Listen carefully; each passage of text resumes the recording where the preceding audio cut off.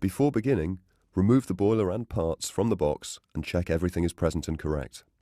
In addition to the boiler, there should be an installation manual, warranty card, filter, fixings, olives, and a boiler template. Place the template on the wall and mark the fixing positions. EHC boilers can be fitted in just about any location as long as they're installed in the upright position and protected against moisture and frost. Remember to leave the recommended clearances as shown on the boiler template.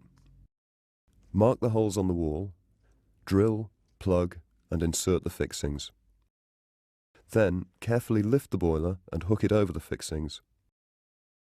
Be sure to secure and fully tighten the fixings at the bottom. Next, remove the front cover of the boiler. There are 2 screws to remove, and the front cover can then be lifted up and out and swung to the side. Carefully remove the earth cable connection before putting the front cover down. Connecting the main power to the boiler is the next step. A mains cable needs to be connected to the main terminal block here. The cable can be run up through the cable access point at the bottom left-hand side of the boiler here. Make sure the mains power cable is connected correctly, as loose connections will cause damage to the boiler's main terminal block. The boiler must have a local means of power isolation that can be easily accessed. The isolator should be rated according to the boiler size. All mains power cables must be sized appropriately depending on the boiler size, and remember that all electrical connections must be made by a qualified electrician and in accordance with current IEE regulations. The control stat connections can be routed in the same way as the mains power cable. Please note that the control stat cable has to supply a volt-free switch to the NA connection within the boiler. The boiler can be plumbed in the same way as any other system boiler and can be connected to various system designs.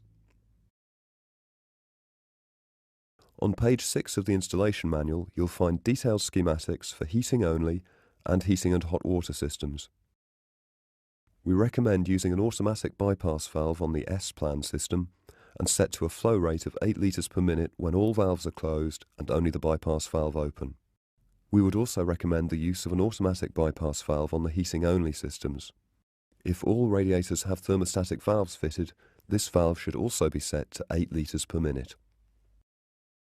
We supply a magnetic filter with our boilers which will help protect the boiler's internal components from any debris or magnetite particles that may be within the system's water. The filter should be fitted horizontally, as shown. We also recommend that the filling loop should be fitted before the filter. With the boiler now plumbed in and connected, it's time to commission the system.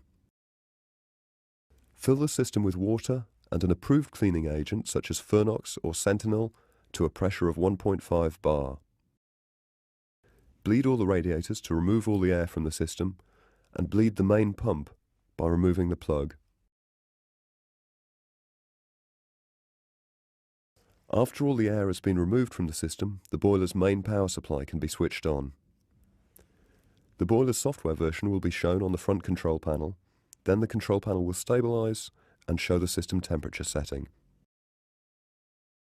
Turn the room thermostat up and make sure the programmer or timer is in the on position and asking for heat.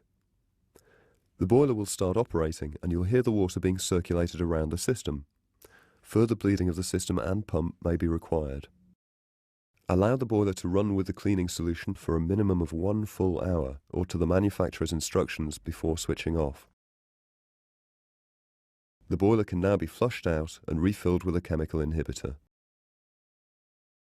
For normal operation, the pressure needs to be set at 1.5 bar. Remember to reconnect the earth strap when replacing the front cover. The boiler is now ready for use.